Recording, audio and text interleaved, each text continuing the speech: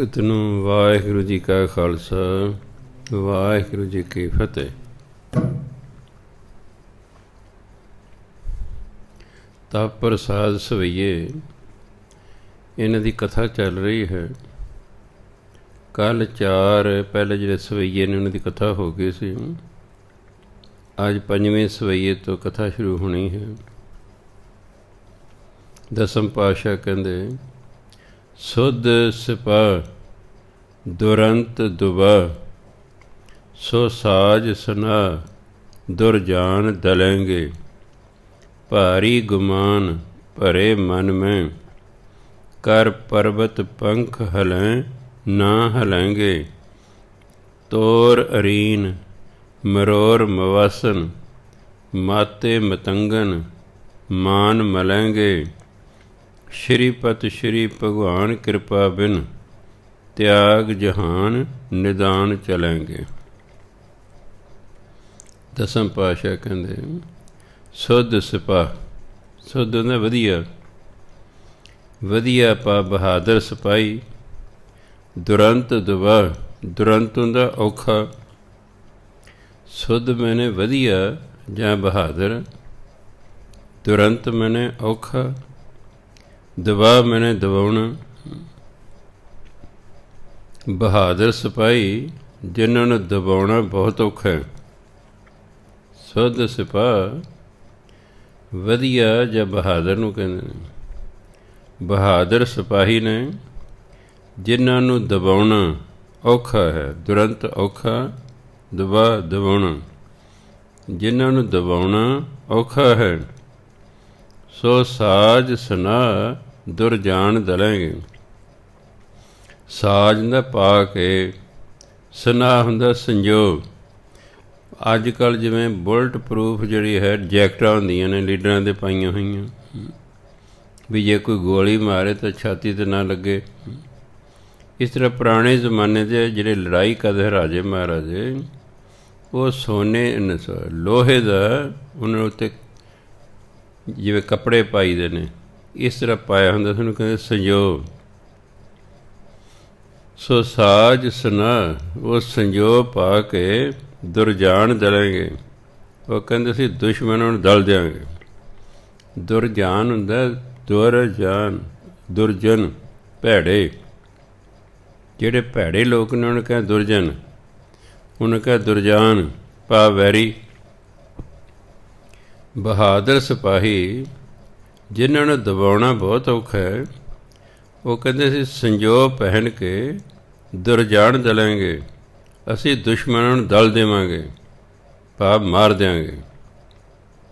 ਭਾਰੀ ਗੁਮਾਨ ਭਰੇ ਮਨ ਮੈਂ, ਗੁਮਾਨ ਹੰਕਾਰ ਨੂੰ ਕਹਿੰਦੇ। ਮਨ 'ਚ ਬੜੇ ਹੰਕਾਰ ਨਾਲ ਭਰ ਕੇ ਕੀ ਕਹਿੰਦੇ, ਕਰ ਪਰਬਤ ਪੰਖ ਹਲੈਂ ਨਾ ਹਲਾਂਗੇ। ਕਹਿੰਦੇ ਪਹਾੜ ਖੰਭ ਲਾ ਕੇ ਭਾਵੇਂ ਹਿੱਲ ਜਾਣ, ਅਸੀਂ ਨਹੀਂ ਹਿੱਲਾਂਗੇ। ਅਸੀਂ ਦੁਸ਼ਮਣਾਂ ਅੱਗੇ ਨਹੀਂ ਹਿੱਲਾਂਗੇ, ਅੜੇ ਰਹਾਂਗੇ। ਪਹਾੜ ਭਾਵੇਂ ਖੰਭ ਲਾ ਕੇ ਹਿੱਲ ਜਾਣ, ਕਹਿੰਦੇ ਅਸੀਂ ਨਹੀਂ ਹਿੱਲਾਂਗੇ। ਤੋਰ ਅਰੀਨ ਮਰੋਰ ਮਵਾਸਨ, ਤੋਰ ਹੁੰਦਾ ਤੋੜ ਕੇ, ਅਰੀਨ ਹੁੰਦਾ ਵੈਰੀ। ਅਸੀਂ ਵੈਰੀਆਂ ਨੂੰ ਤੋੜ ਦਿਆਂਗੇ। ਮਰੋਰ ਮਵਾਸਨ, ਮਰੋਰ ਹੁੰਦਾ ਮਰੋੜਨਾ, ਜਿਵੇਂ ਕਿ ਇਹਦੀ ਬਾਂਹ ਮਰੋੜਤੀ। ਮਰੋਰ ਮਰੋੜ ਕੇ, ਮਵਾਸਨ ਜਿਹੜੇ ਅੱਗੇ ਆਕੀ ਨੇ, ਕਹਿੰਦੇ ਜਿਹੜੇ ਅੱਗੇ ਅੜ ਖਲੋਂਦੇ ਨੇ। ਕਹਿੰਦੇ ਅਸੀਂ ਵੈਰੀਆਂ ਨੂੰ ਤੋੜ ਕੇ, ਵੈਰੀਆਂ ਨੂੰ ਮਰੋੜ ਕੇ, ਮਰੋੜ ਦਿਆਂਗੇ, ਉਹਨਾਂ ਨੂੰ ਤੋੜ ਦਿਆਂਗੇ। ਮਾਤੇ ਮਤੰਗਨ ਮਾਨ ਮਲੈਂਗੇ। ਮਾਤੇ ਮੈਨੇ ਮਸਤ, ਮਤੰਗਨ ਮੈਨੇ ਹਾਥੀ, ਮਾਨ ਮੈਨੇ ਹੰਕਾਰ, ਮਲੈਂਗ ਦਾ ਮਲ ਦੇਣਾ। ਅਸੀਂ ਮਸਤ ਹਾਥੀਆਂ ਦੇ ਮਾਨ ਹੰਕਾਰ ਨੂੰ ਵੀ ਮਲ ਦਿਆਂਗੇ। ਕਿੰਨਾ ਕਹਿੰਦੇ ਬਹਾਦਰ ਸਿਪਾਹੀ ਨੇ। ਦੁਰੰਤ ਦਬਾ, ਜਿਹਨਾਂ ਨੂੰ ਦਬਾਉਣਾ ਬਹੁਤ ਔਖਾ ਹੈ।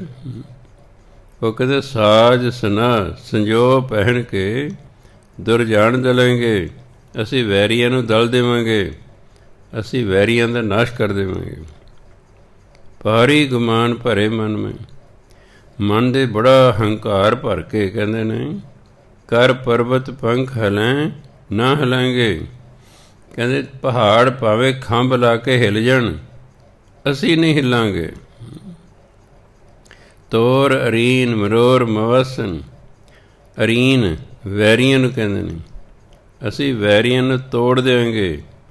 ਮਰੋਰ ਮਵਾਸਨ, ਜਿਹੜਾ ਸਾਡੇ ਅੱਗੇ ਅੜੇਗਾ ਨਾ, ਮਵਾਸਨ ਜਿਹੜਾ ਅੱਗੇ ਅੜ ਖਲੋਵੇ, ਜਿਹੜਾ ਸਾਡੇ ਅੱਗੇ ਅੜੇਗਾ ਮਰੋਰ, ਉਸ ਨੂੰ ਮਰੋੜ ਦਿਆਂਗੇ। ਮਾਤੇ ਮਤੰਗਨ ਮਾਨ ਮਲਾਂਗੇ, ਮਾਤੇ ਮੈਨੇ ਮਸਤ, ਮਤੰਗਨ ਮੈਨੇ ਹਾਥੀ, ਅਸੀਂ ਮਸਤ ਹਾਥੀਆਂ ਦਾ ਮਾਨ ਭਾਵ ਹੰਕਾਰ ਮਲਾਂਗੇ, ਮਲ ਦਿਆਂਗੇ। ਇਸ ਤਰ੍ਹਾਂ ਕਹਿਣ ਵਾਲੇ ਵੀ ਦਸਮ ਪਾਤਸ਼ਾਹ ਕਹਿੰਦੇ, ਸ਼੍ਰੀਪਤ ਸ਼੍ਰੀ ਭਗਵਾਨ ਕਿਰਪਾ ਬਿਨ ਤਿਆਗ ਜਹਾਨ ਨਿਦਾਨ ਚਲਾਂਗੇ। ਪਰਮਾਤਮਾ ਦੀ ਕਿਰਪਾ ਤੋਂ ਬਿਨਾਂ ਨਿਦਾਨ ਹੁੰਦਾ ਅੰਤ ਨੂੰ, ਅੰਤ ਨੂੰ ਇਹ ਸੰਸਾਰ ਤਿਆਗ ਕੇ ਚਲੇ ਜਾਣਗੇ। ਪਰਮਾਤਮਾ ਦੀ ਕਿਰਪਾ ਤੋਂ ਬਿਨਾਂ ਹੀ ਉਹਨਾਂ ਨੇ ਸੰਸਾਰ ਤੋਂ ਚਲੇ ਜਾਣਾ ਹੈ। ਕਿਉਂ? ਹੰਕਾਰ ਅੰਦਰ ਬਹੁਤ ਹੈ, ਹੰਕਾਰ ਬਹੁਤ ਹੈ। ਅਸੀਂ ਬਹਾਦਰ ਹਾਂ, ਸਾਨੂੰ ਦਬਾਉਣਾ ਕੋਈ ਸੌਖਾ ਕੰਮ ਨਹੀਂ ਹੈਗਾ। ਅਸੀਂ ਸੰਜੋਗ ਪਹਿਨ ਕੇ ਵੈਰੀਆਂ ਨੂੰ ਦਲ ਦਿਆਂਗੇ। ਬੜੇ ਹੰਕਾਰ 'ਚ ਭਰ ਕੇ ਕਹਿੰਦੇ ਨੇ, ਪਹਾੜ ਭਾਵੇਂ ਹਿੱਲ ਜਾਣ, ਅਸੀਂ ਨਹੀਂ ਹਿੱਲਾਂਗੇ।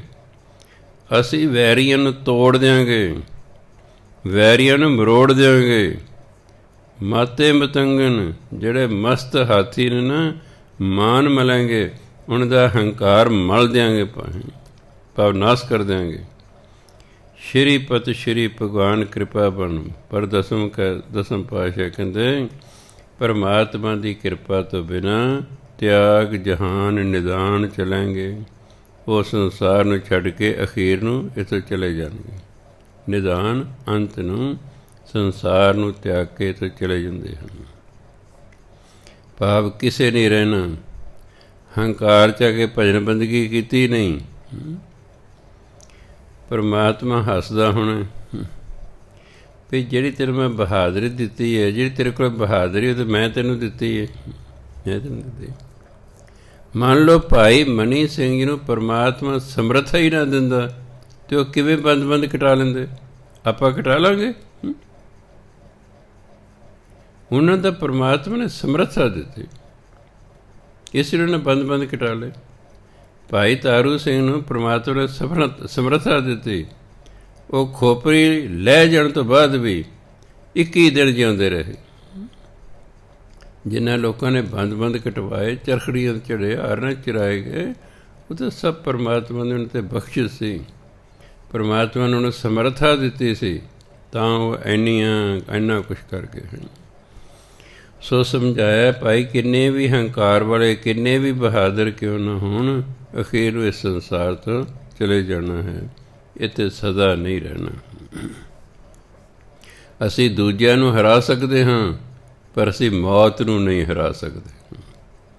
ਮੌਤ ਦੇ ਅੱਗੇ ਵੱਡੇ ਦਾਰਾ ਸਿੰਘ ਨੇ ਸਾਰੇ ਸੰਸਾਰ ਦੇ ਪਹਿਲਵਾਨ ਹਰਾਤੇ, ਪਰ ਮੌਤ ਅੱਗੇ ਤੋਂ ਵੀ ਹਾਰ ਗਿਆ। ਮੌਤ ਅੱਗੇ ਤੋਂ ਉਹ ਵੀ ਹਾਰ ਗਿਆ, ਉਹ ਮੌਤ ਨੂੰ ਜਿੱਤ ਨਹੀਂ ਸਕਿਆ। ਚਾਹੇ ਸਾਰਾ ਸੰਸਾਰ ਜਿੱਤ ਲਓ, ਸਿਕੰਦਰ ਵਰਗਿਆਂ ਨੇ ਕਿੰਨੇ ਦੇਸ਼ ਜਿੱਤ ਲਏ, ਪਰ ਮੌਤ ਨੂੰ ਨਹੀਂ ਜਿੱਤ ਸਕਿਆ। ਮੌਤ ਦੇ ਤੋਂ ਹਾਰ ਗਿਆ ਹੈ। ਇਸ ਲਈ ਭਾਵੇਂ ਸਭ ਕੁਛ ਕੋਲ ਹੋਵੇ, ਬੜੀ ਬਹਾਦਰੀ ਕੋਲ ਹੋਵੇ, ਹੰਕਾਰ ਨਹੀਂ ਕਰਨਾ ਚਾਹੀਦਾ। ਸਗੋਂ ਦਾ ਸ਼ੁਕਰਾਨਾ ਕਰਨਾ ਜੇ ਸੱਚੇ ਪਾਤਸ਼ਾਹ ਤੇਰੀ ਕਿਰਪਾ ਹੈ, ਤੂੰ ਬਹਾਦਰੀ ਦਿੱਤੀ ਹੈ। ਸੋ ਉਹਦਾ ਨਾਮ ਜਪਣਾ, ਸ਼ੁਕਰਾਨਾ ਕਰਨਾ। ਸ਼ੁਕਰਾਨਾ ਕਰਨਾ ਵੀ ਅਸਲ ਨਾਮ ਜਪਣਾ ਹੀ ਹੁੰਦਾ, ਧੰਨਵਾਦ ਕਰਨਾ। ਅੰਗਰੇਜ਼ਾਂ ਤੋਂ ਸਾਨੂੰ ਦੋ ਚੀਜ਼ਾਂ ਸਿੱਖ ਲੈਣੀਆਂ ਚਾਹੀਦੀਆਂ ਨੇ। ਔਰ ਕੋਈ ਤੁਹਾਡਾ ਥੋੜ੍ਹਾ ਜਿਹਾ ਵੀ, ਤੁਸੀਂ ਮੰਨ ਲਓ ਉਸਦਾ ਥੋੜ੍ਹਾ ਜਿਹਾ ਵੀ ਸਵਾਰਿਆ ਨਾ ਕਿਸੇ ਅੰਗਰੇਜ਼ ਦਾ, ਉਹਦੀ ਕਹੇਗਾ ਥੈਂਕ ਯੂ ਸਰ, ਵੀ ਤੁਹਾਡਾ ਬੜਾ ਧੰਨਵਾਦ ਹੈ ਜੀ। ਇੱਥੇ ਤੁਸੀਂ ਕਿੰਨੇ ਹੀ ਕਿਸੇ ਦਾ ਸਵਾਰ ਲਓ, ਮਗਰ ਉਹੀ ਧੋਖਾ ਦੇ ਜਾਓ, ਤੁਹਾਨੂੰ ਉਹੀ ਧੋਖਾ ਦੇ ਜਾਏਗਾ। ਜੇ ਉਹਨਾਂ ਤੋਂ ਕੋਈ ਰਤੀ ਗਲਤੀ ਹੋ ਗਈ ਹੈ, ਉਹ ਕਹਿੰਦੇ ਸੌਰੀ ਸਰ, ਉਹਦੀ ਮਾਫੀ ਮੰਗਦੇ ਨੇ, ਉਹਦੀ ਮਾਫੀ ਮੰਗਦੇ ਨੇ। ਮਾਫ਼ੀ ਮੰਗ ਲਈ, ਝਗੜਾ ਖਤਮ ਹੋ ਗਿਆ ਹੈ। ਕਈ ਵਾਰੀ ਮਾਫ਼ੀ ਮੰਗਣ ਨਾਲ ਝਗੜਾ ਹੀ ਖਤਮ ਹੋ ਜਾਂਦਾ ਹੈ। ਸੋ ਇਹ ਦੋ ਬੜੇ, ਤੀਜੀ ਖੂਬੀ ਉਹਨਾਂ 'ਚ ਲਾਈਨ ਬਣਾਉਣੀ, ਤੀਸਰੀ ਖੂਬੀ ਉਹਨਾਂ 'ਚ ਉਹ ਲਾਈਨ 'ਚ ਖਲੋਂਦੇ ਨੇ। ਦੋ ਬੰਦੇ ਨੇ ਆਮਣੇ ਸਾਹਮਣੇ ਖਲੋਂਦੇ, ਲਾਈਨ 'ਚ ਖਲੋਂਦੇ ਨੇ, ਇੱਕ ਦੇ ਪਿੱਛੇ ਖਲੋਂਦੇ ਨੇ, ਭਾਵੇਂ ਦੋ ਹੀ ਨੇ ਕੁੱਲ, ਟਿਕਟ ਲੈ ਰਹੇ ਨੇ, ਕਿਤੇ ਹੋਰ ਕਿਤੇ ਗਏ ਨੇ। ਇੱਕ ਬੰਦਾ ਟਿਕਟ ਲੈ ਰਿਹਾ, ਦੂਜਾ ਹੈ ਬਰਾਬਰ ਨਹੀਂ ਉਹਦੇ ਖਲੋਵੇਗਾ, ਪਿੱਛੇ ਖਲੋਵੇਗਾ, ਤੀਜਾ ਉਹਦੇ ਪਿੱਛੇ, ਚੌਥਾ ਉਹਦੇ ਪਿੱਛੇ, ਆਪਣੇ ਆਪ ਹੀ ਲਾਈਨ ਬਣਾਉਂਦੇ ਨੇ। ਇੱਥੇ ਤਾਂ ਤਮਾਸ਼ਾ ਵੇਖਣ ਵਾਲਾ ਹੁੰਦਾ। ਅੱਗੋਂ ਲਾਲ ਬੱਤੀ ਆ ਗਈ ਹੈ ਜਾਂ ਫਾਟਕ ਬੰਦ ਆ ਗਿਆ, ਆਪਣੀ ਲਾਈਨ 'ਚ ਨਹੀਂ ਰਹਿੰਦੇ ਕਾਰ ਵਾਲੇ, ਦੂਜੇ ਪਾਸੇ ਨੂੰ ਚਲੇ ਜਾਂਦੇ ਨੇ। ਵੀ ਜਿਹੜੇ ਅੱਗੋਂ ਆ ਰਹੇ ਉਹ ਕਿੱਧਰ ਲੰਘਣਗੇ ਬਈ? ਹਿੰਦੁਸਤਾਨ ਵਾਲੇ ਕੰਮ ਨਹੀਂ ਕਰਨਾ, ਧੰਦਾ ਨਹੀਂ ਹੈ, ਵਿਹਲੜ ਹੈਗੇ, ਭੁਜਾਈ ਤੁਰੇ ਜਾਂਦੇ, ਪਤਾ ਨਹੀਂ ਵੀ ਕਿਤੇ ਕੀ ਅੱਗ ਕਿਤੇ ਲੱਗ ਗਈ ਹੈ, ਫਾਇਰ ਬ੍ਰਿਗੇਡ ਜਾ ਰਹੀ ਹੈ, ਟੱਲੀਆਂ ਵਿੱਚ ਹਟ ਜਾਓ ਪਿੱਛੇ, ਹਟ ਜਾਓ ਪਿੱਛੇ। ਸੋ ਸਾਨੂੰ ਜਿਹੜੇ ਗੁਣ ਸਿੱਖ ਲੈਣੇ ਚਾਹੀਦੇ ਨੇ, ਉਹਨਾਂ ਛਿੱਤਰਾਂ ਨਾਲ ਹੌਲੀ ਹੌਲੀ ਸਿਖਾਏ ਨੇ। ਛੇਤੀ ਛੇਤੀ ਲੋਕ ਸਿੱਖਦੇ, ਛਿੱਤਰਾਂ ਨਾਲ ਸਿਖਾਏ ਹੋਏ ਨੇ। ਬੜੇ ਬੜੇ ਜੁਰਮਾਨੇ ਕਰ ਦਿੰਦੇ ਨੇ, ਉਹ ਆਪੇ ਠੀਕ ਹੋ ਜਾਂਦੇ ਨੇ। ਸੋ ਇਸ ਲਈ ਦਸਮ ਪਾਤਸ਼ਾਹ ਕਹਿੰਦੇ ਭਾਵੇਂ ਕਿੰਨਾ ਹੀ ਕਿਉਂ ਨਾ ਹੰਕਾਰ ਹੋਵੇ, ਤੁਸੀਂ ਕਿੰਨੇ ਬਹਾਦਰ ਕਿਉਂ ਨਾ ਹੋ, ਹੰਕਾਰ ਨਹੀਂ ਕਰਨਾ, ਕਿਉਂਕਿ ਅਖੀਰ ਤੋਂ ਹਰ ਇੱਕ ਨੇ ਸੰਸਾਰ ਤੋਂ ਚਲੇ ਜਾਣਾ ਹੈ।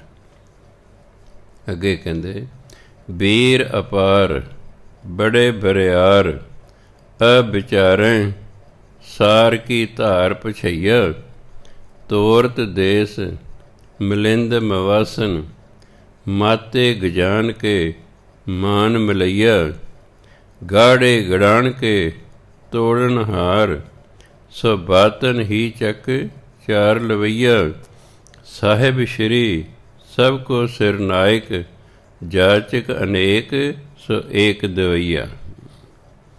ਵੀਰ ਬਹਾਦਰ ਨੂੰ ਕਹਿੰਦੇ, ਯੋਧਿਆਂ ਨੂੰ ਕਹਿੰਦੇ ਵੀਰ। ਵੀਰ ਅਪਾਰ, ਅਪਾਰ ਮਨ ਬੇਅੰਤ, ਬੇਅੰਤ ਯੋਧੇ। ਬੜੇ ਬਰਿਆਰ, ਬੜੇ ਬਰਿਆਰ ਹੁੰਦਾ ਬਲੀ ਬਲਵਾਨ, ਬੜੇ ਬੜੇ ਬਲਵਾਨ ਅਤੇ ਬੇਅੰਤ ਯੋਧੇ। ਅਵਿਚਾਰੈ ਸਾਰ ਕੀ ਧਾਰ ਪਛਈਆ, ਅਵਿਚਾਰੈ ਪਰਵਾਹ ਨਹੀਂ ਕਰਦੇ। ਸਾਰ ਹੁੰਦਾ ਹਥਿਆਰ, ਧਾਰ ਹੁੰਦਾ ਵਾਰ, ਪਛਈਆ ਸਹਿਣ ਵਾਲੇ। ਜਿਹੜੇ ਕਿ ਦੁਸ਼ਮਣ ਜਦੋਂ ਵਾਰ ਕਰਦੇ ਨਾ ਹਥਿਆਰਾਂ ਦੇ, ਉਹਨੂੰ ਅੱਗੋਂ ਸਹਿਣ ਕਰਦੇ ਨੇ। ਇਹ ਨਹੀਂ ਕਿ ਡਰ ਕੇ ਮਗਰ ਭੱਜ ਲਏ, ਡਰ ਕੇ ਭੱਜਦੇ ਨਹੀਂ ਹੈਗੇ, ਸਗੋਂ ਅੱਗੋਂ ਮੁਕਾਬਲਾ ਕਰਦੇ ਨੇ। ਭਾਵੇਂ ਵੱਜੀ ਜਾਣ, ਕਈ ਵਾਰੀ ਬੜੇ ਜ਼ਖਮ ਹੋ ਜਾਂਦੇ ਬੰਦੇ ਨੂੰ, ਫਿਰ ਉਹ ਲੜਦੇ ਰਹਿੰਦੇ ਨੇ। ਇਹ ਨਹੀਂ ਇੱਕ ਗੋਲੀ ਵੱਜੀ, ਪੱਟ 'ਚ ਗੋਲੀ ਵੱਜੀ, ਇਹ ਨਹੀਂ ਕਿ ਡਿੱਗ ਪੈਣ ਡਰਦੇ ਹੋਏ ਨਾ, ਫਿਰ ਲੜੀ ਜਾਂਦੇ ਨੇ। ਜਦੋਂ ਕੋਈ ਬੇਵੱਸ ਹੋਵੇ ਤਾਂ ਜਾ ਕੇ ਧਰਤੀ ਡਿੱਗਦੇ ਰਹੇ। ਸੋ ਸਾਰ ਹੁੰਦਾ ਹਥਿਆਰ, ਲੋਹੇ ਨੂੰ ਵੀ ਕਹਿੰਦੇ ਸਾਰ, ਕਿਉਂਕਿ ਪਹਿਲਾਂ ਲੋਹੇ ਦੇ ਹਥਿਆਰਾਂ ਨਾਲ ਲੜਿਆ ਜਾਂਦਾ ਸੀ, ਇਸ ਲਈ ਸਾਰ ਵਰਤਿਆ ਹੈ, ਭਾਵ ਹਥਿਆਰ ਹੈ। ਧਾਰ ਤਾਂ ਉਹੀ ਤਾਂ ਮਤਲਬ ਜਿਹੜੇ ਜੇ ਸ਼੍ਰੀ ਸਾਹਿਬ ਹੈ, ਉਹਦੇ ਜਿਹੜੀ ਧਾਰ ਹੈ ਵੀ ਬੜੀ ਪਤਲੀ ਹੈ, ਅੱਗੋਂ ਪਤਲੀ ਹੈ, ਮੋਟੀ ਨਹੀਂ ਹੈਗੀ, ਇਸ ਲਈ ਉਹ ਧਾਰ ਹੈ। ਭਾਵ ਤੇ ਵਾਰ ਹੈ, ਵੀ ਵਾਰ ਕਰਦਾ ਦੁਸ਼ਮਣ। ਪਛਈਆ ਹੁੰਦਾ ਸਹਿਣ ਵਾਲੇ। ਕਦੇ ਬੜੇ ਬੜੇ ਯੋਧੇ ਹੋਣ, ਬੜੇ ਬਲੀ ਹੋਣ, ਅਤੇ ਜਦੋਂ ਦੁਸ਼ਮਣ ਹਮਲਾ ਕਰੇ ਤਾਂ ਉਹਦੇ ਹਥਿਆਰਾਂ ਦਾ ਵਾਰ ਉਹ ਬੜੀ ਬੇਪਰਵਾਹੀ ਦੇ ਨਾਲ ਸਹਿਣ ਕਰਨ, ਡਰਨ ਨਾ, ਬਿਨਾਂ ਪਰਵਾਹ ਦੇ ਉਹਨਾਂ ਨੂੰ ਸਹਿਣ ਕਰਨ ਹਥਿਆਰਾਂ ਦੇ ਵਾਰਾਂ ਨੂੰ।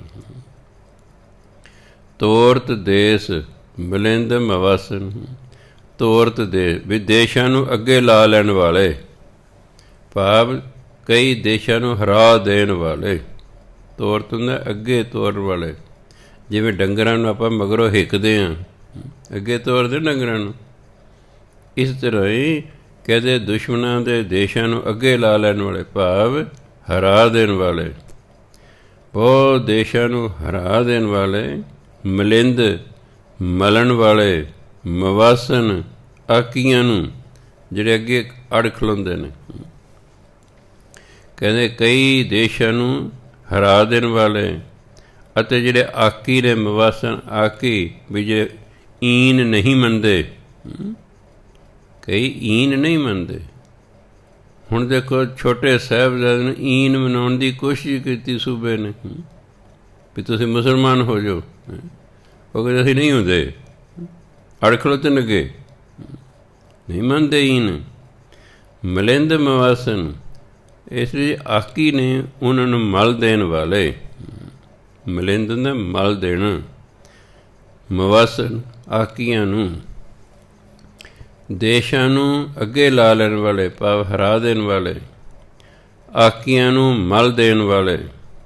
ਮਾਤੇ ਗਜਾਨ ਕੇ ਮਾਨ ਮਲਈਆ, ਮਾਤੇ ਮੈਨੇ ਮਸਤ, ਗਜਾਨ ਮੈਨੇ ਹਾਥੀ, ਗਾਜ ਦਾ ਬਹੁਵਚਨ ਹੈ ਗਜਾਨ, ਗਾਜ ਇੱਕ ਹਾਥੀ, ਗਜਾਨ ਬਹੁਤੇ ਹਾਥੀ।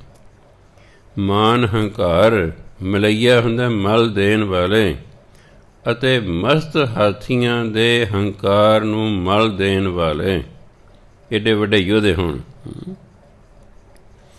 ਗਾੜੇ ਗੜਾਣ ਕੇ ਤੋੜਨ ਹਾਰ, ਗਾੜੇ ਪੱਕੇ, ਗੜਾਣ ਕਿਲੇ, ਗੜ੍ਹ ਤੋਂ ਬਣੇ, ਗੜ੍ਹ ਕਿਲਾ ਹੁੰਦਾ, ਕਿਲੇ ਦਾ ਬਹੁਵਚਨ ਬਣਿਆ ਗੜਾਨ, ਗਾੜੇ ਪੱਕੇ, ਗੜਾਨ ਕਿਲੇ ਕੇ ਤੋੜਨ ਹਾਰ, ਜਿਹੜੇ ਵੱਡੇ ਵੱਡੇ ਪੱਕਿਆਂ ਕਿਲਿਆਂ ਨੂੰ ਤੋੜਨ ਵਾਲੇ ਹੋਣ।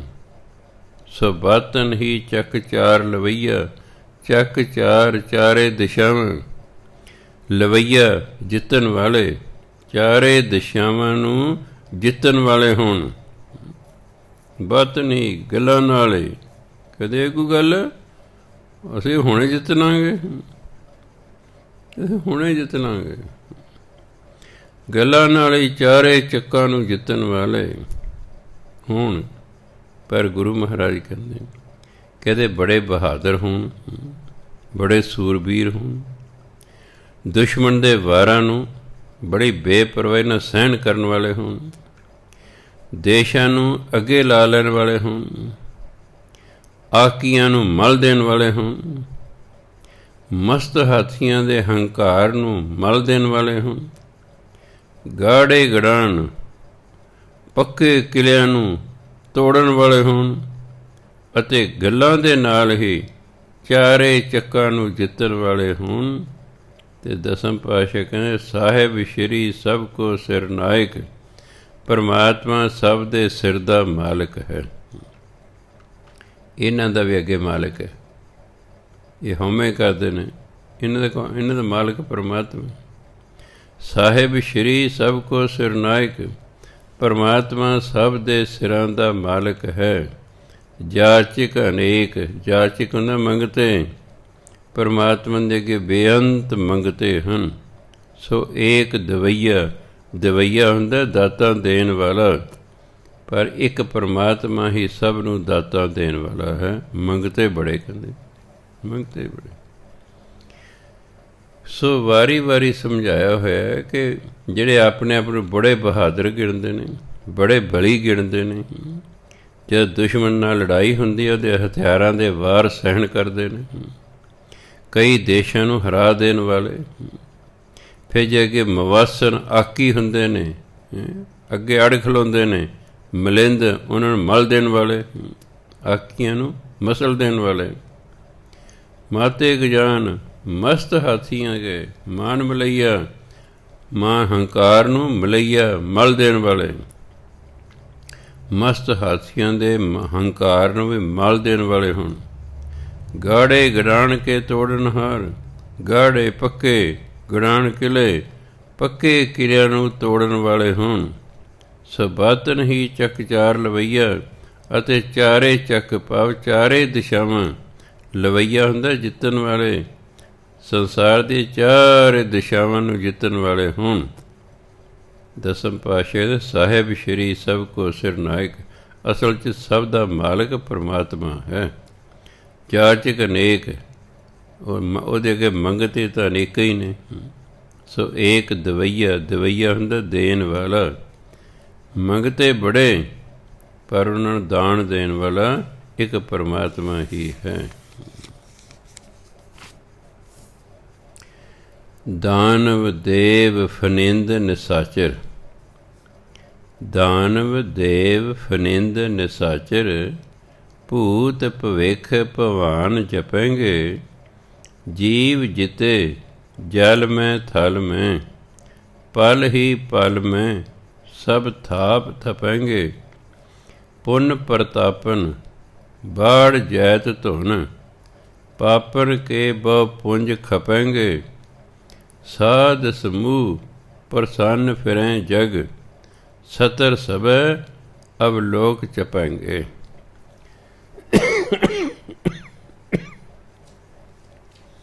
ਦਸਮ ਪਾਤਸ਼ਾਹ ਕਹਿੰਦੇ ਦਾਨਵ ਦੈਂਤਾਂ ਨੂੰ ਕਹਿੰਦੇ ਰਾਖਸ਼, ਦੇਵ ਦੇਵਤੇ, ਫਨਿੰਦ ਸ਼ੇਸ਼ਨਾਗ।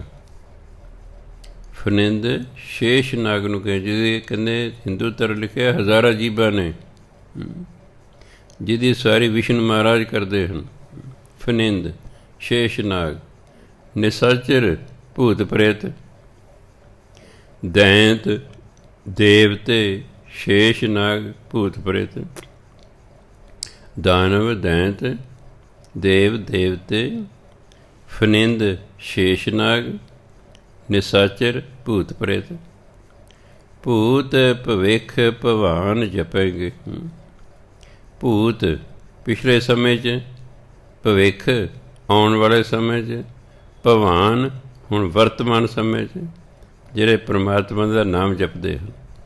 ਇਹ ਸਾਰੇ ਕਹਿੰਦੇ ਪਰਮਾਤਮਾ ਦਾ ਨਾਮ ਜਪਦੇ ਨੇ, ਚਾਹੇ ਪਿਛਲੇ ਸਮੇਂ 'ਚ ਹੋਏ, ਚਾਹੇ ਹੁਣ ਹੋਏ, ਚਾਹੇ ਅਜੇ ਹੋਣਗੇ, ਇਹ ਸਭ ਪਰਮਾਤਮਾ ਦਾ ਨਾਮ ਜਪਦੇ ਨੇ। ਕੌਣ?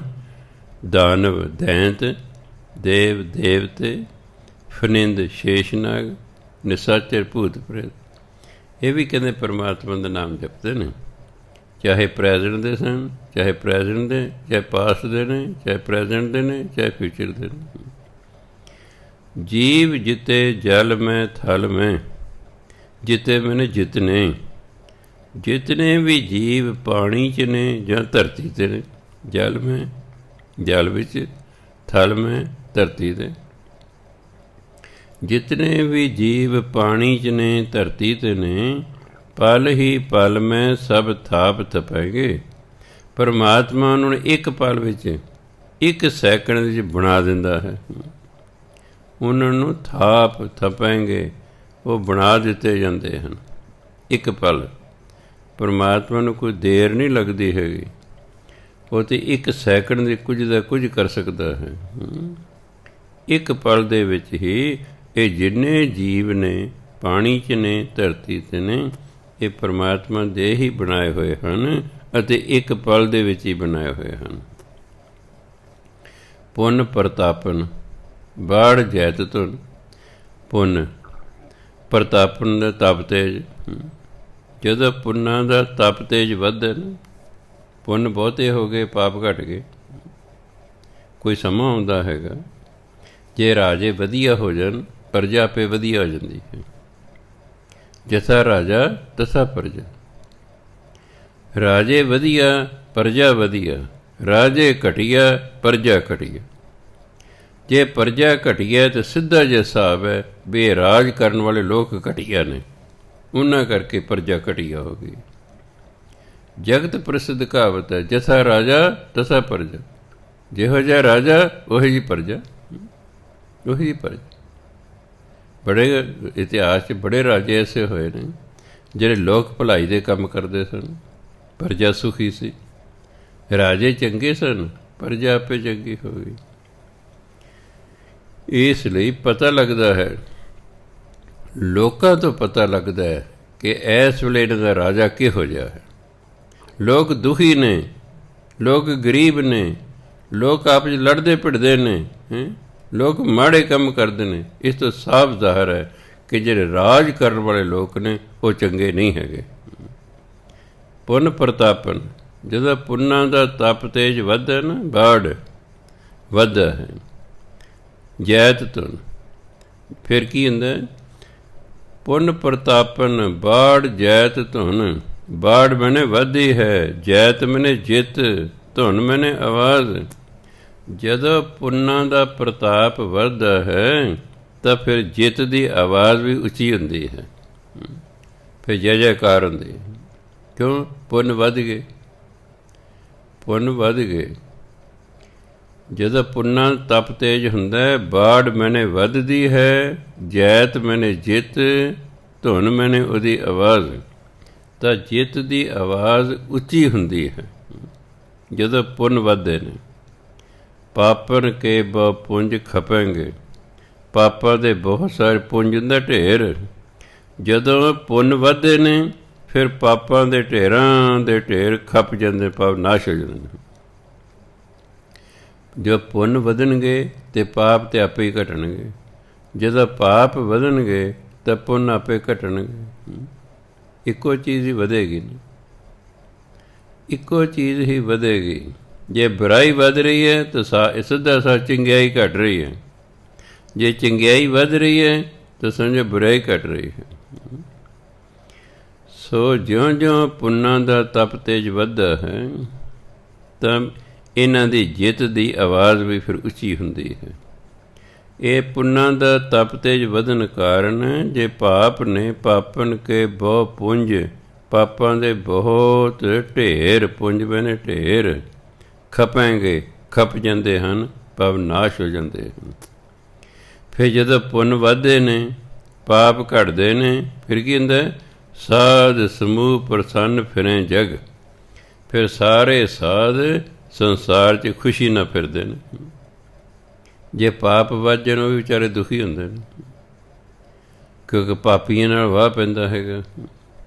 ਪਾਪੀ ਬੰਦੇ ਨੇ ਥੋੜ੍ਹੇ ਵੇਖਣੇ ਸਾਧ ਹੈ ਕੌਣ ਹੈ ਕੌਣ ਨਹੀਂ। ਜਿਵੇਂ ਚੋਰ ਨਹੀਂ ਵੇਖਦਾ ਇਹ ਸਾਧ ਹੈ ਕਿ ਬਦਮਾਸ਼ ਹੈ, ਹੁਣ ਤਾਂ ਮੌਕਾ ਮਿਲਣਾ ਚਾਹੀਦਾ, ਹੁਣ ਤਾਂ ਚੋਰੀ ਕਰਨੀ ਹੈ। ਗੁਰਦੁਆਰੇ 'ਚ ਵੀ ਜੇਬ ਕਤਰੇ ਹੁੰਦੇ ਨੇ, ਗੁਰਦੇ ਫਿਰਦੇ ਵੀ। ਇਹ ਨਹੀਂ ਕਿ ਮੈਂ ਗੁਰਦੁਆਰੇ 'ਚ ਮੈਂ ਜੇਬਾਂ ਨਾ ਕਟਾਉਣਾ, ਉਹ ਕਹਿੰਦਾ ਜਿੱਥੇ ਇਕੱਠ ਹੈ ਚਲੋ ਉੱਥੇ ਵੇ। ਇਸ ਤਰ੍ਹਾਂ ਹੀ ਜਦੋਂ ਪੁੰਨ ਵੱਧਦੇ ਨੇ ਪਾਪ ਘਟਦੇ ਨੇ ਤਾਂ ਫਿਰ ਜਿਹੜੇ ਸਾਰੇ ਸਾਧ ਸੰਤ ਨੇ ਪ੍ਰਸੰਨ ਫਿਰੇ ਜਗ, ਉਹ ਸੰਸਾਰ 'ਚ ਖੁਸ਼ੀ ਨਾਲ ਫਿਰਦੇ ਹਨ। ਸਤਰ ਸਭੈ ਅਬ ਲੋਕ ਚਪਾਂਗੇ। ਸਤਰ ਮੈਨੇ ਸ਼ਤਰੂ, ਸਭੈ ਮੈਨੇ ਸਾਰੇ। ਅਬ ਲੋਕ ਹੁੰਦਾ ਵੇਖਦੇ ਹੀ ਵੇਖਦੇ, ਦੇਖਦੇ ਹੀ ਦੇਖਦੇ ਚਪਾਂਗੇ। ਕਾਲ ਉਹਨਾਂ ਨੂੰ ਚੱਬ ਜਾਂਦਾ ਹੈ, ਭਾਵ ਉਹ ਮਰ ਜਾਂਦੇ ਹਨ।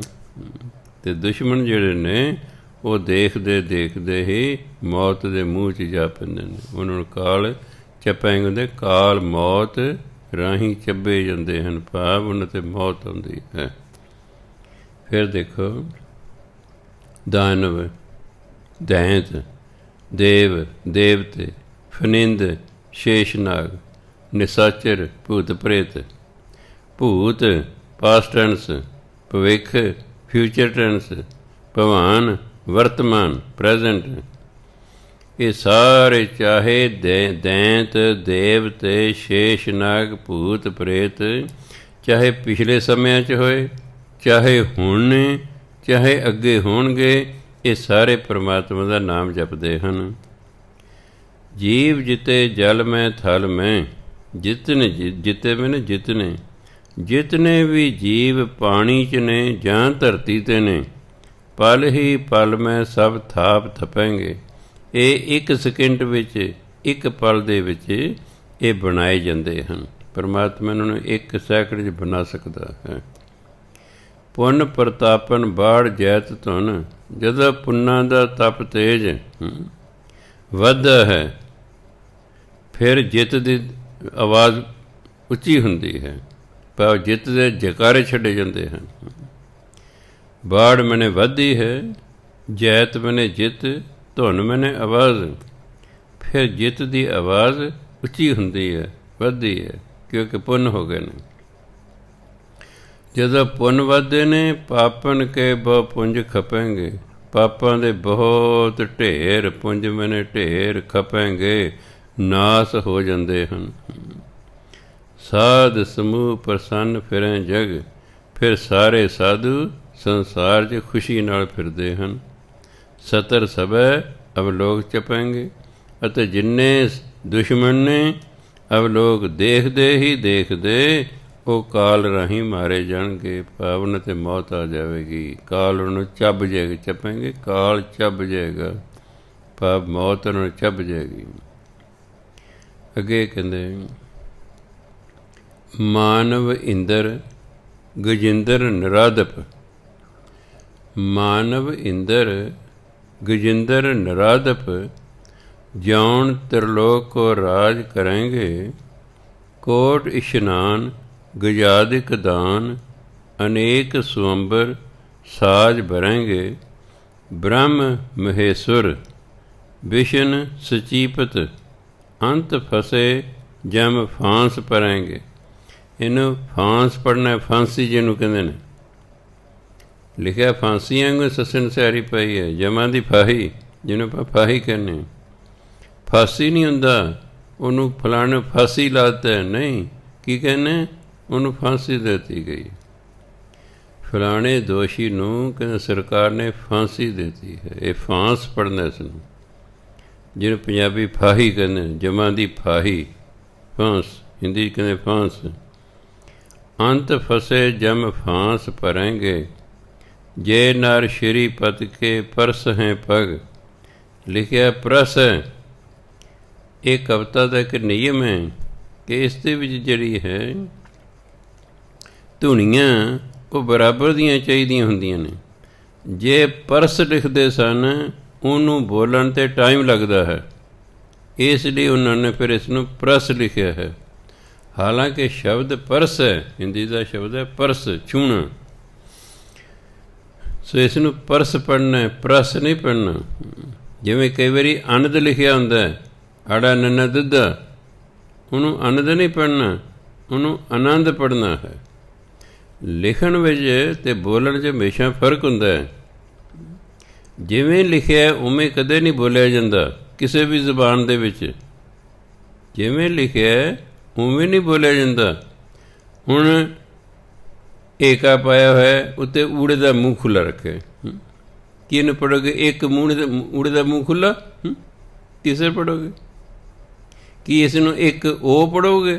ਨੋ, ਲਿਖਿਆ ਤਾਂ ਇੱਕ ਉਹ ਹੀ ਹੈ ਨਾ, ਊੜੇ ਦਾ ਮੂੰਹ ਖੁੱਲ੍ਹਾ ਰੱਖਿਆ। ਪੜ੍ਹਾਂਗੇ ਕੀ? ਇੱਕ ਓਅੰਕਾਰ।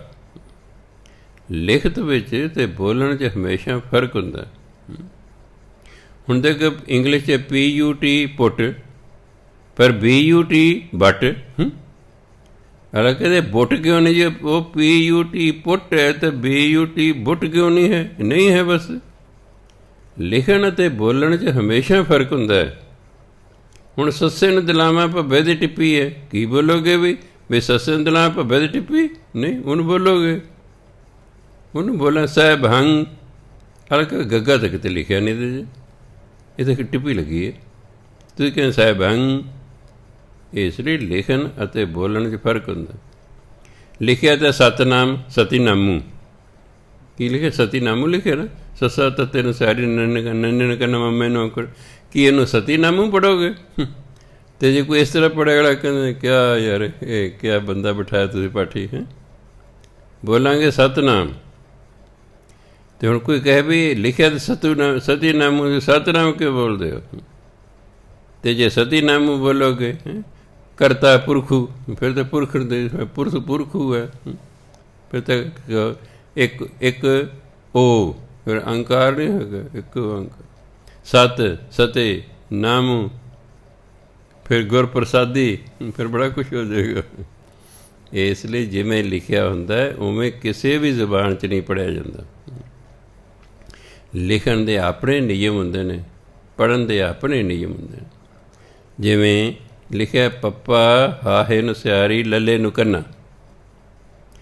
ਹੁਣ ਬੱਚਾ ਜਿਹੜਾ ਕਹਿੰਦਾ ਪਹਿਲਾ, ਉਹ ਆਪਣੀ ਥਾਂ 'ਤੇ ਠੀਕ ਹੈ। ਪੱਪਾ ਹਾਹੇ ਨੂੰ ਸਿਆਰੀ ਲੱਲੇ ਨੂੰ ਕੰਨਾ, ਉਹ ਕਹਿੰਦਾ ਪਹਿਲਾ। ਟੀਚਰ ਕਹਿੰਦਾ ਨਹੀਂ ਓਏ, ਪਹਿਲਾ ਨਹੀਂ ਹੁੰਦਾ, ਪਹਿਲਾ। ਨਹੀਂ ਜੀ, ਪਹਿਲਾ ਲਿਖਿਆ। ਲਿਖਣ ਵਾਲਾ ਕੋਈ ਬੇਵਕੂਫ ਹੈ? ਕੋਈ ਨਹੀਂ। ਲਿਖਣ ਵਾਲਾ ਬੇਵਕੂਫ ਨਹੀਂ, ਪੜ੍ਹਨ ਵਾਲਾ ਬੇਵਕੂਫ ਹੈ। ਲਿਖਣ ਵਾਲਾ ਬੇਵਕੂਫ ਨਹੀਂ ਹੁੰਦਾ। ਲਿਖਣ ਵਾਲੇ ਨੇ ਆਪਣੇ ਥਾਂ 'ਤੇ ਠੀਕ ਲਿਖਿਆ। ਸਾਨੂੰ ਨਹੀਂ ਬਸ ਪੜ੍ਹਨਾ ਹੁੰਦਾ। ਅਸੀਂ ਜ਼ਿੱਦ ਕਰ ਲਈ, ਨਹੀਂ ਅਤੇ ਸਤੀਨਾਮੂ, ਕਰਤਾ ਪੁਰਖੂ, ਨਿਰਭਉ ਨਿਰਵੈਰੂ, ਅਕਾਲ ਅਕਾਲੀ ਮੂਰਤੀ, ਸਹਿ ਭੰਗ ਗੁਰਪ੍ਰਸਾਦੀ। ਵੈਸੇ ਪੜ੍ਹਾਂਗੇ, ਇਸ ਤਰ੍ਹਾਂ ਕਦੇ ਵੀ ਨਹੀਂ ਪੜ੍ਹਿਆ ਜਾਂਦਾ। ਯਾਦ ਰੱਖਣਾ। ਲਿਖਣ ਦੇ ਹੋਰ ਨਿਯਮ ਨੇ, ਪੜ੍ਹਨ ਦੇ ਹਮੇਸ਼ਾ ਹੋਰ ਨਿਯਮ ਨੇ। ਲਿਖਿਆ ਮਹਿੰਗਾ, ਮੰਮਾ ਹਾਹੇ ਨਸਿਆਰੀ ਉੱਤੇ ਟਿੱਪੀ ਗੱਗੇ ਨੂੰ ਕਰਨਾ। ਲਿਖਿਆ ਤਾਂ ਮਹਿੰਗਾ, ਪਰ ਤੁਸੀਂ ਕਦੇ ਮਹਿੰਗਾ ਨਹੀਂ ਬੋਲੋਗੇ। ਕੀ ਬੋਲੋਗੇ? ਮਹਿੰਗਾ।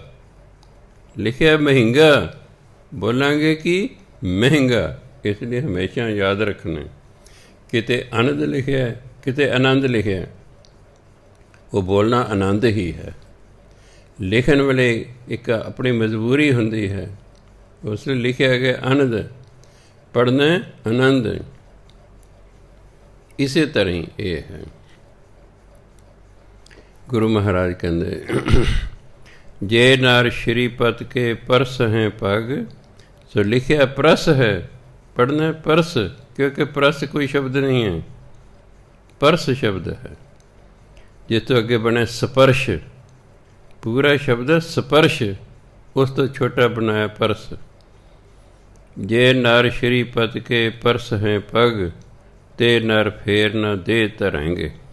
ਮਾਨਵ ਇੰਦਰ, ਮਨੁੱਖਾਂ ਦੇ ਰਾਜੇ। ਇੰਦਰ ਰਾਜੇ ਨੂੰ ਕਹਿੰਦੇ। ਇੰਦਰ ਨਾਮ ਨਹੀਂ ਹੈ, ਇੰਦਰ ਪਦਵੀ ਹੈ।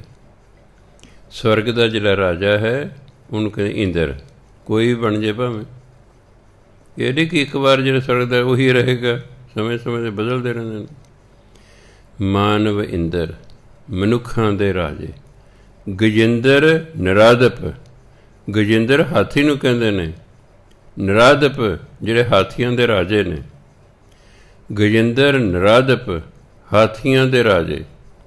ਮਾਨਵ ਇੰਦਰ, ਮਨੁੱਖਾਂ ਦੇ ਰਾਜੇ। ਗਜਿੰਦਰ ਨਰਾਦਪ, ਹਾਥੀਆਂ ਦੇ ਰਾਜੇ। ਜੌਨ, ਜੋ, ਤਿਰਲੋਕੋ, ਤਿੰਨਾਂ ਲੋਕਾਂ ਦਾ ਰਾਜ ਕਰਾਂਗੇ, ਰਾਜ ਕਰਦੇ ਹਨ, ਜਿਹੜੇ ਤਿੰਨਾਂ ਲੋਕਾਂ 'ਤੇ ਰਾਜ ਕਰਦੇ ਨੇ। ਕਹਿੰਦੇ ਮਨੁੱਖਾਂ ਦੇ ਰਾਜੇ, ਹਾਥੀਆਂ ਦੇ ਰਾਜੇ, ਅਤੇ ਉਹ ਰਾਜੇ ਜਿਹੜੇ ਤਿੰਨਾਂ ਲੋਕਾਂ 'ਤੇ ਰਾਜ ਕਰਦੇ ਹਨ। ਕੋਟ ਇਸ਼ਨਾਨ ਗਜਾਜਿਕ ਦਾਨ, ਤੀਰਥ ਸਥਾਨਾਂ 'ਤੇ ਜਾ ਕੇ ਕਰੋੜਾਂ ਵਾਰ ਇਸ਼ਨਾਨ ਕਰਨ। ਗਜਾਜਿਕ ਦਾਨ, ਗਜ ਹਾਥੀ ਨੂੰ ਕਹਿੰਦੇ, ਹਾਥੀਆਂ ਦਾ ਦਾਨ ਕਰਨ।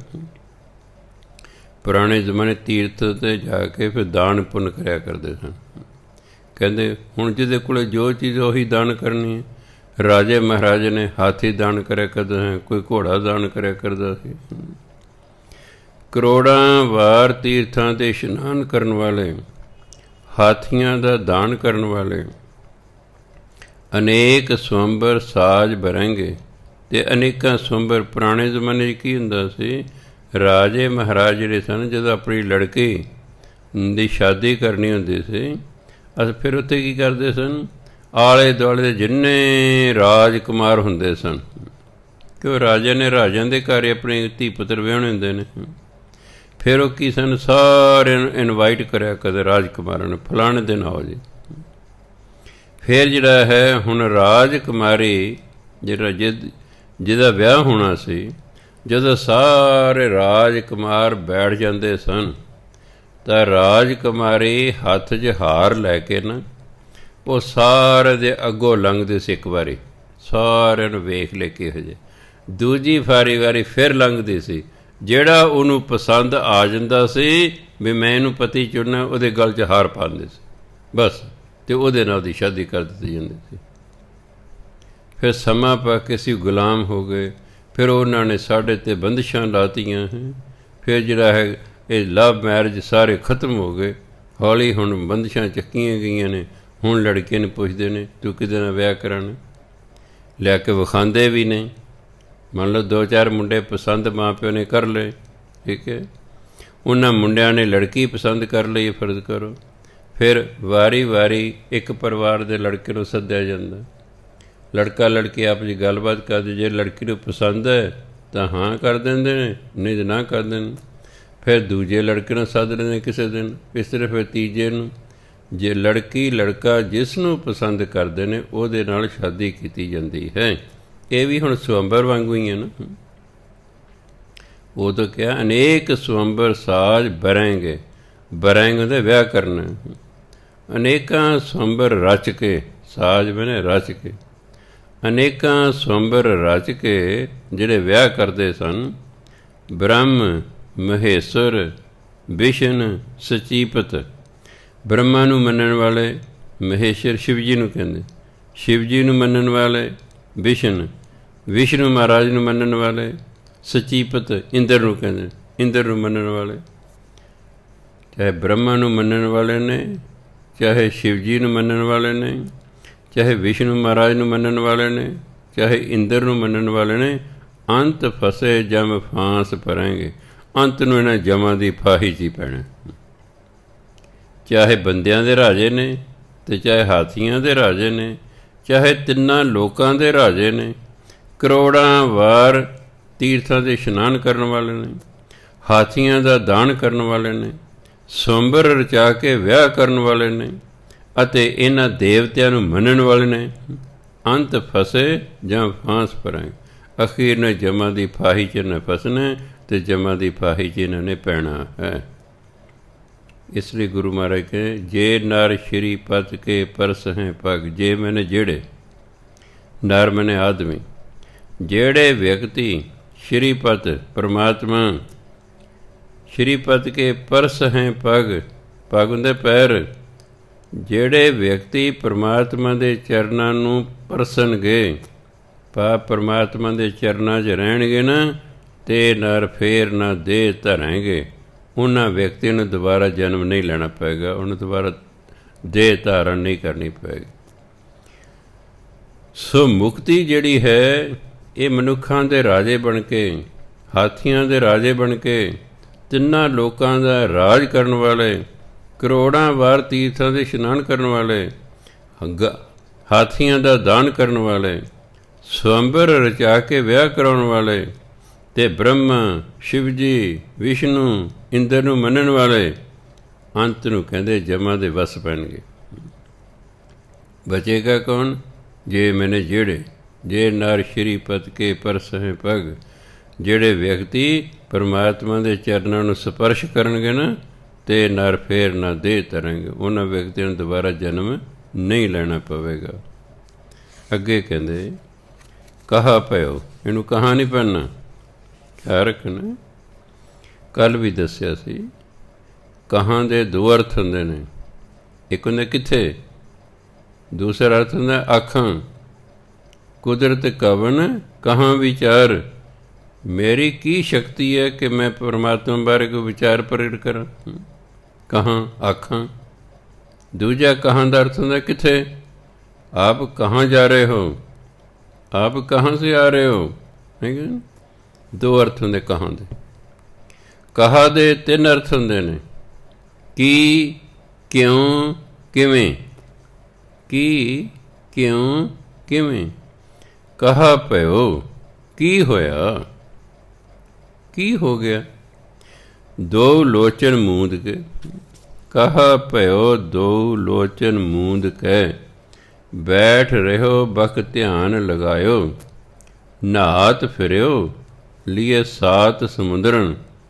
ਲੋਕ ਗਇਓ ਪਰ ਲੋਕ ਗਵਾਇਓ। ਵਾਸ ਕੀਓ ਵਿਖਿਆਨ ਸੋ ਬੈਠ ਕੇ। ਐਸੇ ਹੀ ਐਸੇ ਸੋ ਬੈਸ ਬਤਾਇਓ। ਸਾਚ ਕਹੂੰ ਸੁਨ ਲਿਓ ਸਭੈ। ਜਿਨ ਪ੍ਰੇਮ ਕੀਓ ਤਿਨ ਹੀ ਪ੍ਰਭ ਪਾਇਓ। ਕਹਾ ਪਇਓ ਦੋ ਲੋਚਨ ਮੂੰਦ ਕੇ। ਦੋ ਮੈਨੇ ਦੋਨੋਂ, ਲੋਚਨ ਮੈਨੇ ਅੱਖਾਂ, ਮੂੰਦ ਕੇ ਇਹਨੂੰ ਬੰਦ ਕਰਕੇ। ਕਹ ਦੋਨੋਂ ਅੱਖਾਂ ਬੰਦ ਕਰਕੇ ਚੌਂਕੜੀ ਮਾਰੀ ਹੈ। ਕੀ ਹੋ ਗਿਆ ਇਹਦੇ ਨਾਲ? ਕਹਿੰਦੇ ਉਹਦੇ ਨਾਲ ਕੀ ਹੋ ਜਾਏਗਾ? ਕਿਉਂ? ਅੱਗੇ ਅਗਲੀ ਲਾਈਨ ਕਹਿੰਦੀ ਹੈ, ਬੈਠ ਰਹੋ ਬਕ ਧਿਆਨ ਲਗਾ। ਬਕ ਬਗਲੇ ਨੂੰ ਕਹਿੰਦੇ ਨੇ। ਚੌਂਕੜੀ ਮਾਰ ਕੇ ਬੈਠਾ, ਅੱਖਾਂ ਬੰਦ ਕੀਤੀਆਂ ਹੋਈਆਂ ਹਨ। ਹਾਂਜੀ, ਅਤੇ ਬਗਲੇ ਦੀ ਧਿਆਨ ਦੀ ਤਰ੍ਹਾਂ ਸਮਾਧੀ ਲਾਈ ਹੋਈ ਹੈ। ਬਗਲਾ ਕਿ ਪਾਣੀ 'ਚ ਨਹੀਂ ਇੱਕ ਲੱਤ 'ਤੇ ਖੜ੍ਹਾ ਹੁੰਦਾ। ਇਹ ਤਾਂ ਖੇਤੀਬਾੜੀ ਕਰਦੇ ਰਹੇ ਹਾਂ, ਦੇਖਿਆ।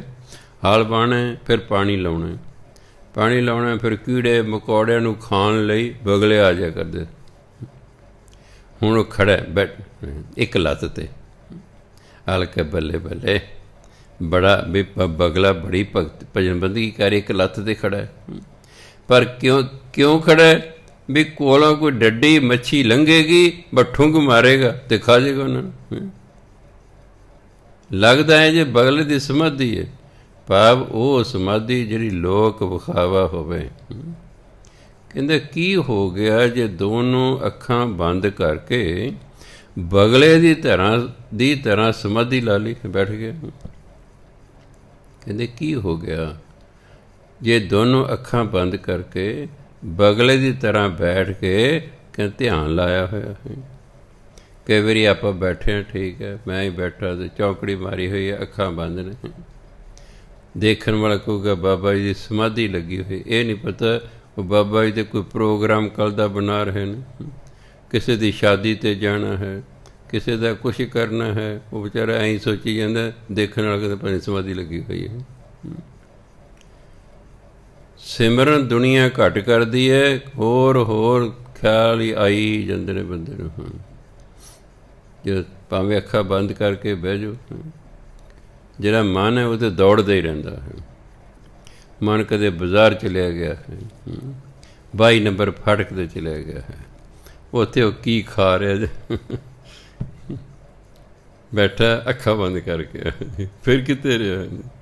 ਸੋ ਕਹਿੰਦੇ ਵੀ ਕੀ ਹੋਇਆ ਜੇ ਦੋਨੋਂ ਅੱਖਾਂ ਬੰਦ ਕਰਕੇ ਕੋਈ ਬੈਠ ਗਿਆ ਤੇ ਬਗਲੇ ਦੀ ਤਰ੍ਹਾਂ ਧਿਆਨ ਲਾ ਲਿਆ ਹੈ। ਨਹਾਤ ਫਿਰਿਓ ਲੀਏ 7 ਸਮੁੰਦਰ, 7 ਸਮੁੰਦਰਾਂ ਤੱਕ, ਭਾਵ ਸਾਰੇ ਸੰਸਾਰ 'ਚ ਜਿੰਨੇ ਵੀ ਤੀਰਥ ਇਸ਼ਨਾਨ ਨੇ ਉਹਦੇ ਨਹਾਉਂਦਾ ਫਿਰਿਆ। ਨਹਾਤ ਫਿਰਿਓ, ਨਹਾਉਂਦਾ ਫਿਰਿਆ। ਲੀਏ 7, ਲੀਏ ਮਨੇ ਤੱਕ, 7 ਸਮੁੰਦਰ, 7 ਸਮੁੰਦਰਾਂ ਤੱਕ। ਪੁਰਾਣੇ ਜ਼ਮਾਨੇ 'ਚ ਸੰਸਾਰ ਦੇ 7 ਸਮੁੰਦਰ ਗਿਣੇ ਗਏ ਸੀ, ਭਾਵ ਸਾਰਾ ਸੰਸਾਰ। ਜੇ ਸਾਰੇ ਸੰਸਾਰ ਦੇ ਜਿੰਨੇ ਤੀਰਥ ਸਥਾਨ ਨੇ, ਜੇ ਉੱਥੇ ਵੀ ਕੋਈ ਨਹਾਉਂਦਾ ਫਿਰੇ, ਲੋਕ ਗਇਓ ਪਰਲੋਕ ਗਵਾਇਓ, ਉਹ ਆਪਣਾ ਲੋਕ ਵੀ ਗਵਾ ਲਿਆ, ਉਹਨੇ ਪਰਲੋਕ ਵੀ ਗਵਾ ਲਿਆ, ਕਿਉਂਕਿ ਨਾਮ ਤੇ ਜਪਿਆ ਨਹੀਂ। ਨਾਮ ਜਪਿਆ ਨਹੀਂ, ਤੀਰਥਾਂ 'ਤੇ ਹੀ ਨਹਾਉਂਦਾ ਫਿਰਦਾ ਅਤੇ ਬਗਲਿਆਂ ਦੀ ਤਰ੍ਹਾਂ ਸਮਾਧੀ ਲਾਉਂਦਾ ਹੈ। ਬਾਸ ਕੀਓ ਵਿਖਿਆਨ ਸੋਂ ਬੈਠ ਕੇ, ਬਾਸ ਗੱਲਬਾਤ ਕਰਨਾ। ਵਿਖਿਆਨ ਦੇ ਮਾੜੇ ਜਿਹੇ ਲੋਕ, ਵਿਸ਼ਈ ਲੋਕ, ਵਿਸ਼ੇ ਵਿਕਾਰੀ ਲੋਕ, ਦੁਰਾਚਾਰੀ ਲੋਕ, ਦੁਰਾਚਾਰੀ ਲੋਕਾਂ ਦੇ ਨਾਲ ਬੈਠ ਕੇ ਕਹਿੰਦੇ ਗੱਲਾਂ ਬਾਤਾਂ ਕਰਦਾ ਹੈ। ਬਾਸ ਕੀਓ, ਨਿਵਾਸ ਕਰਨਾ ਵੀ ਹੁੰਦਾ, ਬੈਠਣਾ, ਗੱਲਾਂ ਬਾਤਾਂ ਵੀ ਕਰਨੀਆਂ ਹੁੰਦੀਆਂ। ਸੋ ਵਿਖਿਆਨ ਹੁੰਦਾ ਜਿਹੜੇ ਭੈੜੇ ਲੋਕ ਨੇ, ਵਿਸ਼ਈ ਲੋਕ ਨੇ, ਜਿਹੜੇ ਮਾੜੇ ਕੰਮ ਕਰਨ ਵਾਲੇ ਲੋਕਾਂ ਨੂੰ ਕਹਿੰਦੇ ਵਿਖਿਆਨ। ਵਿਸ਼ੇ ਵਿਕਾਰੀ ਲੋਕਾਂ ਦੇ ਨਾਲ ਬੈਠ ਕੇ ਗੱਲਾਂ ਬਾਤਾਂ ਕਰਨ ਨਾਲ ਐਸੇ ਹੀ ਐਸੇ ਸਭ ਬੈਸ ਬਿਤਾਇਓ। ਇਸ ਤਰੀਕੇ ਨਾਲ ਉਹਨਾਂ ਨੇ ਸਾਰੀ ਉਮਰ ਬਿਤਾਤੀ। ਬੈਸ ਦੀ ਉਮਰ, ਐਸੇ ਹੀ ਐਸੇ, ਇਸ ਤਰ੍ਹਾਂ ਵਿਅਰਥ ਕੰਮ ਕਰਦਿਆਂ ਸਾਰੀ ਉਮਰ ਬੀਤੀ। ਅੱਖਾਂ ਵੀ ਬੰਦ ਕੀਤੀਆਂ, ਚੌਂਕੜੀ ਵੀ ਮਾਰੀ, ਪਰ ਬਗਲੇ ਦੀ ਤਰ੍ਹਾਂ ਪਰਮਾਤਮਾ ਵੱਲ ਧਿਆਨ ਨਹੀਂ ਗਿਆ, ਸੰਸਾਰਕ ਚੀਜ਼ਾਂ ਵੱਲ ਧਿਆਨ ਗਿਆ। ਨਹਾਉਂਦਾ ਵੀ ਫਿਰਿਆ ਤੀਰਥ ਇਸ਼ਨਾਨਾਂ 'ਤੇ, ਵਿਸ਼ੇ ਵਿਕਾਰੀ ਲੋਕਾਂ ਨਾਲ ਬੈਠ ਕੇ ਇਸ ਤਰ੍ਹਾਂ ਸਾਰਾ ਜੀਵਨ ਬਤੀਤ ਕਰ ਲੈਂਦਾ। ਸੱਚ ਕਹੋ ਸੁਣ ਲਿਓ ਸਭੈ, ਹੁਣ ਦਸਮ ਪਾਤਸ਼ਾਹ ਕਹਿੰਦੇ ਮੈਂ ਸੱਚ ਕਹਿਣਾ, ਸਾਰੇ ਸੁਣ ਲਓ। ਜਿਨ ਪ੍ਰੇਮ ਕੀਓ ਤਿਨ ਹੀ ਪ੍ਰਭ ਪਾਇਓ। ਪਰਮਾਤਮਾ ਉਹਨਾਂ ਨੂੰ ਮਿਲਦਾ ਜਿਹੜੇ ਪਰਮਾਤਮਾ ਨੂੰ ਪਿਆਰ ਕਰਦੇ ਨੇ। ਨਾ ਨਹਾਉਣ ਨਾਲ ਮਿਲਣਾ, ਨਾ ਉਹਨੇ ਦਾਨ ਕਰਨ ਨਾਲ ਮਿਲਣਾ, ਨਾ ਯਾਤਰਾ ਕਰਨ ਨਾਲ ਮਿਲਣਾ, ਨਾ ਅੱਖਾਂ ਬੰਦ ਕਰਨ ਨਾਲ ਮਿਲਣਾ ਹੈ। ਲੋਕ ਵਿਖਾਵਿਆਂ ਨਾਲ ਕੁਛ ਨਹੀਂ ਹੁੰਦਾ। ਉਹ ਮਿਲਦਾ ਪਰਮਾਤਮਾ ਦਾ ਨਾਮ ਜਪਣਾ, ਅਤੇ ਨਾਮ ਜਪਣਾ ਅਸਲ ਹੁੰਦਾ ਅੰਦਰੋਂ ਪਿਆਰ ਕਰਨਾ ਰੱਬ ਨੂੰ। ਜੇ ਪਿਆਰ ਹੈ ਤਾਂ ਫਿਰ ਤਾਂ ਪਿਆਰਾ ਯਾਦ ਆਵੇਗਾ। ਰੱਬ ਨਾਲ ਪਿਆਰ ਹੀ ਨਹੀਂ, ਪਿਆਰ ਤੇ ਸੰਸਾਰਕ ਚੀਜ਼ਾਂ ਨਾਲ ਬੈਠੇ ਰਹੋ ਅੱਖਾਂ ਬੰਦ ਕਰਕੇ, ਉਹ ਸੰਸਾਰਕ ਗੱਲਾਂ ਹੀ ਯਾਦ ਆ ਜਾਣਗੀਆਂ, ਕਿਉਂਕਿ ਰੱਬ ਨਾਲ ਪਿਆਰ ਕੋਈ ਨਹੀਂ। ਯਾਦ ਤੇ ਪਿਆਰਾ ਹੁੰਦਾ ਅਤੇ ਸੰਸਾਰ ਦੀਆਂ ਚੀਜ਼ਾਂ ਪਿਆਰੀਆਂ ਲੱਗਦੀਆਂ ਨੇ, ਉਹ ਇਸ ਲਈ ਉਹ ਸੰਸਾਰਕ ਗੱਲਾਂ ਆਈ ਜਾਂਦੀਆਂ। ਸੰਸਾਰਕ ਚੀਜ਼ਾਂ ਹੀ ਸਾਨੂੰ ਪਿਆਰੀਆਂ ਲੱਗਦੀਆਂ, ਇਸ ਲਈ ਸਾਡੀ ਸਮਾਧੀ ਲੱਗਦੀ ਹੋਈ ਨਹੀਂ ਹੈਗੀ। ਸਮਾਧੀ ਸਾਡੀ ਉਦੋਂ ਲੱਗੇਗੀ ਜਦੋਂ ਸਾਡਾ ਰੱਬ ਨਾਲ ਪਿਆਰ ਪੈਦਾ ਹੋ ਜਾਏਗਾ। ਜਿਨ੍ਹਾਂ ਨੇ ਕਦੇ ਲਵ ਕੀਤਾ ਉਹਨਾਂ ਨੂੰ ਤਜਰਬਾ ਹੋਵੇਗਾ। ਜਿਹਦੇ ਨਾਲ ਲਾਭ ਹੁੰਦਾ ਉਹ ਯਾਦ ਆਈ ਜਾਂਦਾ ਜਾਂ ਆਈ ਜਾਂਦੀ ਹੈ ਨਾ, ਆਈ ਜਾਂਦਾ ਨਾ, ਆਈ ਜਾਂਦੀ ਹੈ ਨਾ, ਕਿਉਂਕਿ ਉਹਦੇ ਨਾਲ ਪਿਆਰ ਹੈ। ਰੱਬ ਨਾਲ ਸਾਡਾ ਪਿਆਰ ਹੀ ਨਹੀਂ, ਇਸ ਲਈ ਰੱਬ ਸਾਨੂੰ ਯਾਦ ਹੀ ਨਹੀਂ ਆਉਂਦਾ। ਸਾਨੂੰ ਕਰਨਾ ਪੈਂਦਾ ਕਦੇ ਕਦੇ ਯਾਦ, ਉਹ ਯਾਰ ਰੱਬ ਨੂੰ ਵੀ ਯਾਦ ਕਰਨਾ, ਨਾਮ ਜਪਣਾ। ਉਹ ਫਿਰ ਰੱਬ ਨੂੰ ਯਾਦ ਕਰਦਾ ਕਰਦਾ ਫਿਰ ਸੰਸਾਰ ਨੂੰ ਯਾਦ ਕਰਨ ਲੱਗ ਜਾਂਦਾ ਹੈ। ਇਸ ਲਈ ਨਿਰਾ ਵਾਹਿਗੁਰੂ ਵਾਹਿਗੁਰੂ ਕਰਨਾ ਰੱਬ ਨਹੀਂ ਮਿਲਦਾ ਜਿੰਨਾ ਚਿਰ ਰੱਬ ਨਾਲ ਪਿਆਰ ਨਹੀਂ ਪੈਂਦਾ। ਜਦੋਂ ਰੱਬ ਨਾਲ ਪਿਆਰ ਪੈਦਾ ਹੋ ਜਾਏਗਾ ਫਿਰ ਰੱਬ ਆਪੇ ਹੀ ਯਾਦ ਆਈ ਜਾਏਗਾ, ਉਹਨੂੰ ਯਾਦ ਕਰਨ ਦੀ ਲੋੜ ਨਹੀਂ ਪੈਂਦੀ। ਪਿਆਰੇ ਨੂੰ ਯਾਦ ਕਰਨ ਦੀ ਲੋੜ ਨਹੀਂ ਪੈਂਦੀ, ਪਿਆਰਾ ਆਪੇ ਹੀ ਯਾਦ ਆਈ ਜਾਂਦਾ ਹੈ। ਉਹਨੂੰ ਕਹਿੰਦੇ ਅਜਪਾ ਜਾਪ। ਹੁਣ ਤਾਂ ਆਪਾਂ ਜਾਪ ਕਰ ਰਹੇ ਹਾਂ, ਵਾਹਿਗੁਰੂ ਵਾਹਿਗੁਰੂ ਵਾਹਿਗੁਰੂ ਕਰ ਰਹੇ ਹਾਂ, ਜਪ ਰਹੇ ਹਾਂ। ਜਦੋਂ ਰੱਬ ਨਾਲ ਪਿਆਰ ਹੋ ਗਿਆ, ਰੱਬ ਨੇ ਯਾਦ ਆਈ ਹੋਈ ਜਾਣਾ, ਫਿਰ ਵਾਹਿਗੁਰੂ ਵਾਹਿਗੁਰੂ ਕਰਨ ਦੀ ਲੋੜ ਹੀ ਨਹੀਂ। ਉਹਨੂੰ ਕਹਿੰਦੇ ਅਜਪਾ ਜਾਪ। ਜਿਹਨੂੰ ਜਪਣਾ ਨਾ ਉਹ ਯਾਦ ਆਈ ਹੋਈ ਜਾਂਦਾ ਹੈ। ਇਹਨੂੰ ਕਹਿੰਦੇ ਨੇ ਪਿਆਰ। ਸਾਚ ਕਹੋ ਸੁਣ ਲਿਓ ਸਭੈ, ਜਿਨ ਪ੍ਰੇਮ ਕੀਓ ਤਿਨ ਹੀ ਪ੍ਰਭ ਪਾਇਓ। ਇਹ ਤੱਤ ਸਾਰੇ ਸਵਈਆਂ ਦਾ ਕਿ ਲੋਕ ਵਿਖਾਵੇ ਦੇ ਕੰਮਾਂ ਨਾਲੋਂ ਪਰਮਾਤਮਾ ਨੂੰ ਪਿਆਰ ਕਰੋ, ਉਹਨੂੰ ਯਾਦ ਕਰੋ, ਉਹ ਤਾਂ ਮਿਲੂਗਾ। ਅੱਗੇ ਅਖੀਰਲੇ ਸਵੀਜ ਕਹਿੰਦੇ ਨੇ ਕਾਹੂ। ਇਹਨੂੰ ਕਾਹੂ ਨਹੀਂ ਪੜ੍ਹਨਾ, ਬਹੁਤ ਸਾਰੇ ਗੁਰਪੁਰਬ ਨੂੰ ਕਾਹੂ ਪੜ੍ਹਦੇ ਨੇ। ਕਾਹੂ, ਕਾਹੂ ਹੁੰਦਾ ਕਿਸੇ ਨੇ।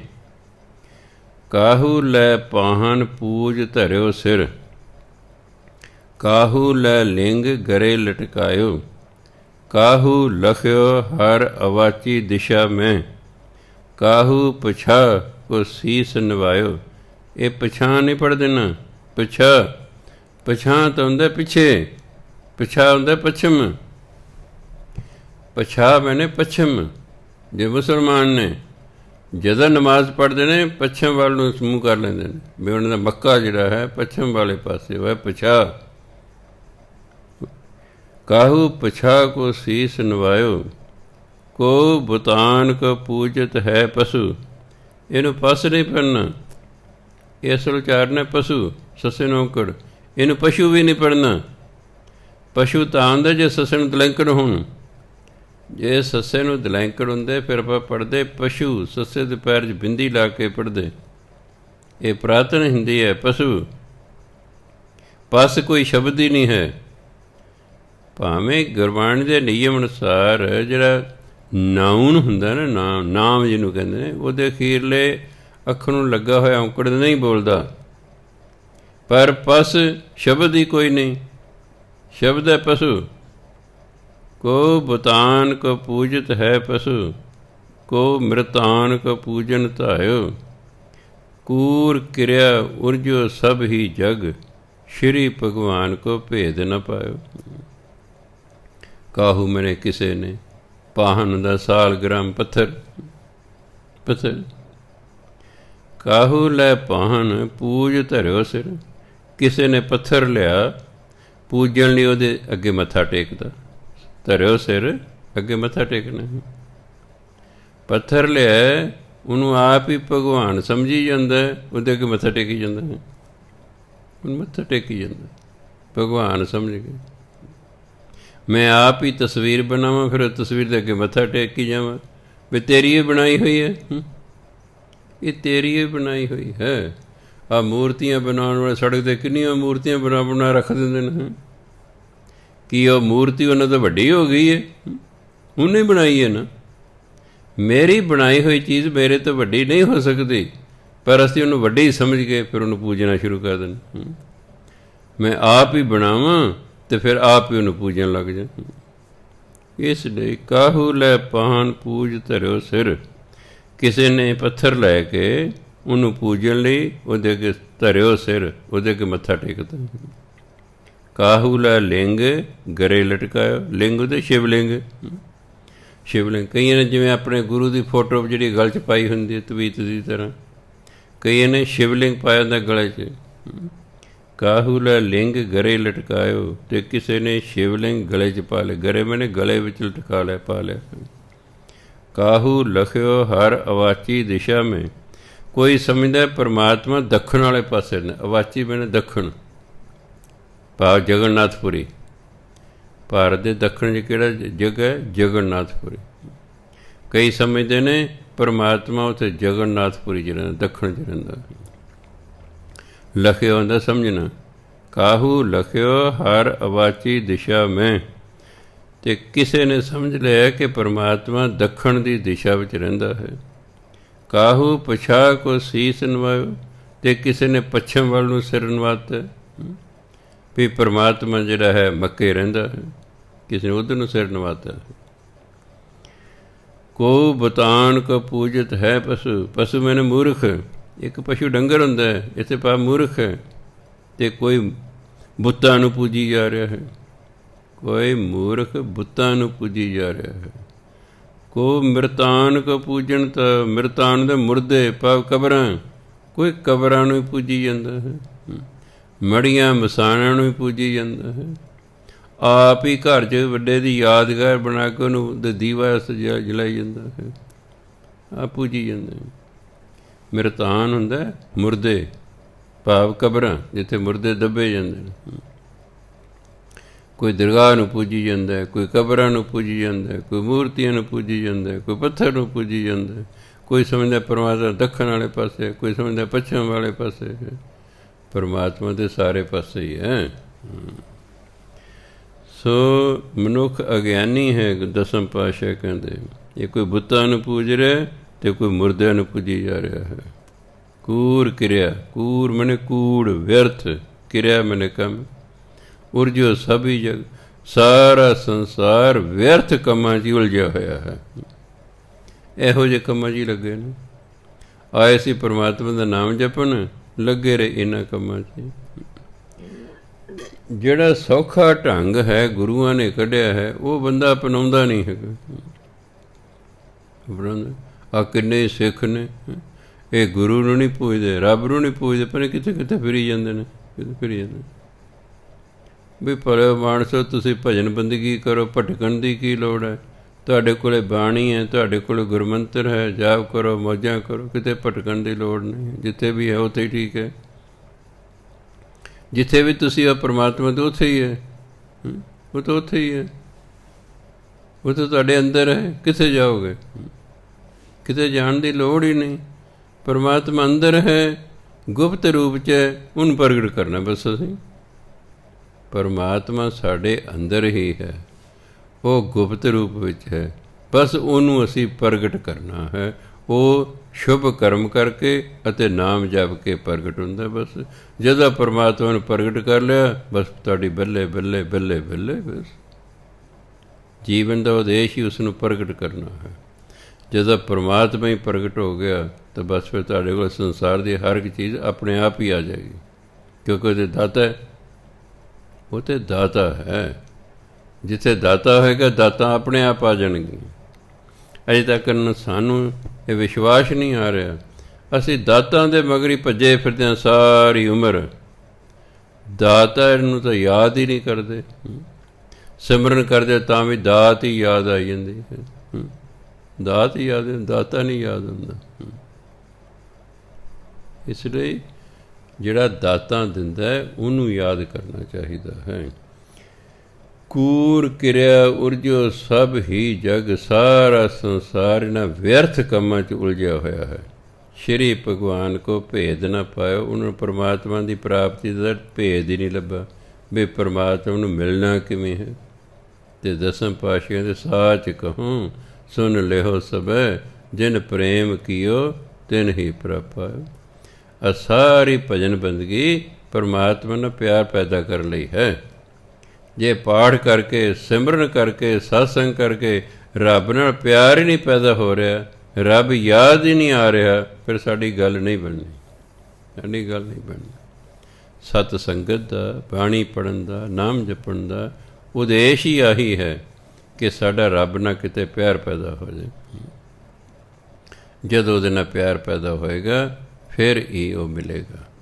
ਨਾਲੇ ਉਹਨੂੰ ਕਹਿੰਦੇ ਭਗਤ ਵਛਲ ਨੇ, ਜਿਹੜਾ ਵੀ ਭਗਤੀ ਨੂੰ ਪਿਆਰ ਕਰਦਾ ਹੈ ਪਰਮਾਤਮਾ ਉਹਨੂੰ ਪਿਆਰ ਕਰਦਾ ਹੈ। ਇਸ ਲਈ ਭਾਈ ਸਤ ਸੰਗਤ ਕਰਿਆ ਕਰੋ, ਬਾਣੀ ਪੜ੍ਹਿਆ ਕਰੋ, ਨਾਮ ਜਪਿਆ ਕਰੋ, ਸ਼ੁਭ ਕਰਮ ਕਰੋ, ਤੇ ਮੌਜ ਕਰੋ। ਹਰ ਬੰਦਾ ਮੌਜ ਚਾਹੁੰਦਾ, ਮੌਜ ਹੋਵੇ ਜੀ, ਬਸ ਆਹੀ ਹੈ। ਫਿਰ ਮੌਜ ਹੀ ਕਰਨੀ ਹੈ ਤਾਂ ਜੇ ਮੌਜਾਂ ਮਾਣਨੀਆਂ ਨੇ ਆਪਣੇ ਦਸਾਂ ਨੂੰ ਦੀ ਕਿਰਤ ਕਰੋ। ਜਿਵੇਂ ਇੱਕ ਮੈਨੂੰ ਕਹਿੰਦੇ ਤੁਹਾਡਾ ਇੱਕ ਸਤਸੰਗੀ ਲੜਕਾ ਹੈ ਜੀ, ਕਹਿੰਦੇ ਹਾਲਾਂਕਿ 1000 ਰੁਪਏ ਰੋਜ਼ ਦੇ ਕਮਾ ਸਕਦਾ ਹੈ, ਪਰ ਕਹਿੰਦੇ ਤੁਸੀਂ ਕਮਾਲ ਦਾ ਬੰਦਾ ਸਾਡੇ ਕੋਲ ਭੇਜਿਆ ਜੀ, ਉਹ ਬਿੱਲ ਪਾਸ ਕਰਦਾ ਹੈ, ਕਿਸੇ ਤੋਂ ਕੋਈ ਪੈਸਾ ਨਹੀਂ ਲੈਂਦਾ। ਮੈਂ ਅਸੀਂ ਉਹ ਬੱਚੇ ਹੀ ਐਸੇ ਤਿਆਰ ਕੀਤੇ ਹੋਏ ਨੇ। ਉਹਨਾਂ ਨੇ ਕਿਹਾ ਹੋਇਆ ਭਾਈ ਜੇ ਤੁਸੀਂ ਤਨਖਾਹ ਨਾਲ ਨਹੀਂ ਨਾ ਰੱਜਣਾ, ਇਹ ਤੁਸੀਂ ਰੱਜਣਾ ਹੀ ਨਹੀਂ ਫਿਰ ਕਦੇ। ਇਹ ਮਨ ਨਹੀਂ ਰੱਜਿਆ ਕਰਦਾ, ਕਰੋੜਾਂ ਅਰਬਾਂ ਹੋਣ ਕੋਲ ਇਹ ਮਨ ਨਹੀਂ ਰੱਜਿਆ ਕਰਦਾ, ਇਹ ਹਮੇਸ਼ਾ ਭੁੱਖਾ ਹੀ ਰਹਿੰਦਾ ਹੈ। ਇਹ ਕਿਵੇਂ ਰੱਜਦਾ? ਇਹ ਸਬਰ ਸੰਤੋਖ ਨਾਲ ਰੱਜਦਾ। ਬਿਨਾਂ ਸੰਤੋਖ ਨਾ ਕੋ ਰੱਜ। ਜਿੱਥੇ ਜਿੱਥੇ ਵੀ ਸਤਸੰਗੀ ਬੈਠੇ ਨੇ, ਮੇਰੀ ਉਹਨਾਂ ਨੂੰ ਬੇਨਤੀ ਹੈ ਕਿ ਦਸਾਂ ਨੌਂ ਦੀ ਕਿਰਤ ਕਰੋ। ਇੱਕ ਗੱਲ, ਹਰ ਪ੍ਰਕਾਰ ਦੇ ਨਸ਼ੇ ਤੋਂ ਬਚ ਕੇ ਰਹੋ। ਸਰਕਾਰ ਸ਼ਰਾਬ ਨੂੰ ਨਸ਼ਾ ਨਹੀਂ ਗਿਣਦੀ, ਪਰ ਜਿੰਨੀ ਬਰਬਾਦੀ ਪੰਜਾਬ ਦੀ ਸ਼ਰਾਬ ਨੇ ਕਰਤੀ ਹੈ, ਹੋਰ ਕਿਸੇ ਨੇ ਨਹੀਂ ਕੀਤੀ ਹੈਗੀ। ਘਰਾਂ ਦੇ ਘਰ ਉਜੜ ਗਏ ਨੇ, ਭੁੱਖੇ ਨੰਗੇ ਲੋਕ ਹੋ ਗਏ ਹਨ। ਬੜਾ ਅਮੀਰ ਪੰਜਾਬ ਹੁੰਦਾ ਸੀ, ਅੱਜ ਭੁੱਖਾ ਨੰਗਾ ਹੋ ਗਿਆ ਹੈ। ਇਸ ਲਈ ਦਸਾਂ ਨੌਂ ਦੀ ਕਿਰਤ ਕਰਨੀ ਹੈ, ਹਰ ਪ੍ਰਕਾਰ ਦੇ ਨਸ਼ੇ ਤੋਂ ਬਚ ਕੇ ਰਹਿਣਾ, ਆਪਣੇ ਚਾਲ ਚੱਲ ਨੂੰ ਉੱਚਾ ਰੱਖਣਾ। ਇਹ ਤਿੰਨ ਗੱਲਾਂ ਦਾ ਖਾਸ ਖਿਆਲ ਰੱਖਣਾ। ਇਹ ਸਾਡੇ ਲਈ ਕਦੇ ਵੀ ਮੁਸੀਬਤ ਖੜੀਆਂ ਕਰ ਸਕਦੀਆਂ ਗੱਲਾਂ। ਹਰਾਮ ਦੀ ਕਮਾਈ ਤੁਹਾਡੇ ਲਈ ਕਦੇ ਵੀ ਜੇਲ੍ਹ 'ਚ ਨਹੀਂ ਭੇਜ ਸਕਦੇ, ਹੱਥ ਕੜੀਆਂ ਲੱਗ ਸਕਦੀਆਂ, ਬਦਨਾਮੀ ਹੋ ਸਕਦੀ ਹੈ। ਨਸ਼ੇ ਜੇ ਕਰੋਗੇ ਜਾਂ ਵੇਚੋਗੇ ਫਿਰ ਮੁਸੀਬਤ ਖੜੀ ਹੋ ਜਾਏ। ਆ ਦੇਖੋ ਕਿੰਨੇ ਮਰ ਗਏ। ਸਰਕਾਰ 2-2 ਲੱਖ ਦੇ ਰਹੀ, ਦੱਸ ਇਹਨੂੰ ਸਗੋਂ ਫੜ ਕੇ ਅੰਦਰ ਕਰੋ।